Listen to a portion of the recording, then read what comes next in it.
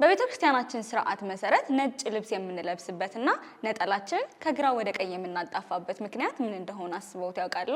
ዛሬ የነጠላ አለባበስን ስርዓት ሚስጥር በትንሹ ልበላችሁ። የመጀመሪያው የነጭ ነጠላ ትርጉም። ነጭ ነጠላ በቤተክርስቲያናችን ስርዓት ውስጥ የንጽህና ምልክት ተደርጎ ይወሰዳል። ሁላችንም ነጭ ልብስንና ነጠላን ለብሰን ወደ ቤተክርስቲያን መሄዳችን በገነት ያለውን የብርሃን ልብስ እንዲሁም በሰማያት ያሉ መላእክትን ብሩህና ንጹህ ልብስ ያስታውሰናል። ሁለተኛ ከግራ ወደ ቀኝ የምናጣፋበት ሚስጥር። ነጠላ ከግራ ወደ ቀኝ ስናጣፋ የሰው ልጅ በክርስቶስ የማዳን ስራ ከጨለማ ወደ ብርሃን፣ ከኩነኔ ወደ ድህነትና ወደ ገነት መሸጋገሩን የምናወጅበት ስርዓት ነው። ሶስተኛ ፍርድና ምህረትን ማሰብ። መጽሐፍ ቅዱሳችን በቀኝ በኩል የዳኑ በግራ በኩል ደግሞ ያልዳኑ እንደሚቆሙት ያሳያል። ምህረትን እንዲሰጠን መመኘታችንን ይገልጻል። የመጨረሻው ክብር፣ ትህትናና መታጠቅ።